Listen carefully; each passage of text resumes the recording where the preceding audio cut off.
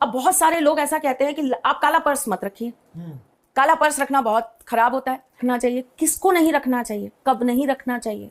पहले तो ये पर्स वाली थ्योरी को मैं यहीं खारिज कर देती हूं कि जब अगर आप मैरिड हैं और आप ये पर्स वाली थ्योरी लगा रहे हैं ना साहब, तो हस्बैंड वाइफ दोनों पे लगेगी, एक पे नहीं लगेगी। अच्छा, क्योंकि माँ लक्ष्मी कभी भी विष्णु जी के बिना नहीं रहती, तो एक पति की बरकत कभी पत्नी के बिना नहीं रहती।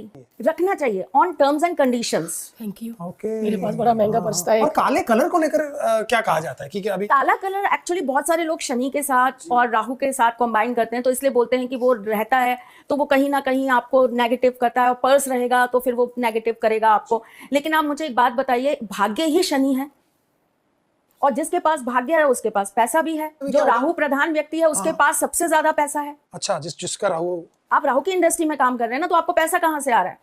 ये राहु की इंडस्ट्री है। ये जो हम जहाँ बैठे हैं, ये पॉडकास्ट कहाँ जाएगा? राहु पे ही तो जाएगा। Social media is Rahu. अच्छा, सोशल मीडिया राहु है। क्या कर रहे तुम लोग? और केतु? केतु धर्म, केतु बहुत अलग चीज है। केतु की बिल्कुल जैसा राहु है, केतु उसका बिल्कुल उल्टा है। अच्छा, और केतु को ये भी कहा जाता है कि कोई भी मंदिर का जो ध्वज होता है या किसी भी जगह की जो पीक होती है उसे केतु कहा जाता है ना। मैंने कहा ना, धर्म, प्रोटेक्शन। सही कहा। जब आपको धर्म में पैसा लगाना है तो कहते हैं ना कि जिस हाउस में आपका केतु बैठा है उसके हिसाब से दान करना चालू कर दीजिए, तो वो दान आपको फलेगा। सही कहा। केतु अगर आपके दूसरे भाव में बैठा है तो आप गरीब लोगों को जाकर दान करिए, तो वो धन आपको बरकत देगा। अगर तीसरे घर के अंदर आपका केतु बैठा है तो आप जाकर किसी ऐसे व्यक्ति को दान दीजिए जो अपाहिज है, तो वो धन आपको हमेशा बरकत देगा। आप धर्म के पास पैसा देंगे तो धर्म का पैसा हमेशा लौट कर आएगा। धर्म ही एक ऐसा स्थान है जहां पर आपकी बरकत हमेशा बढ़ती है, घटती कभी नहीं है।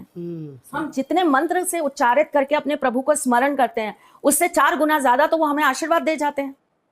करेक्ट। हम महीने में 2 बार मंदिर में जाकर फेरा लगा के आते हैं, और वो पूरा महीना हमारे घर में हमारे साथ रह जाते हैं।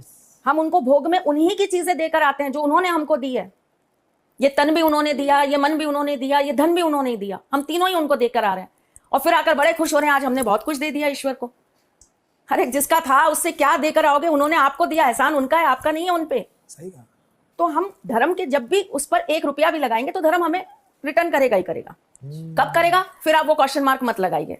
कुछ चीजों में ना टाइम बाउंड कर ही नहीं सकते हम चीजों को।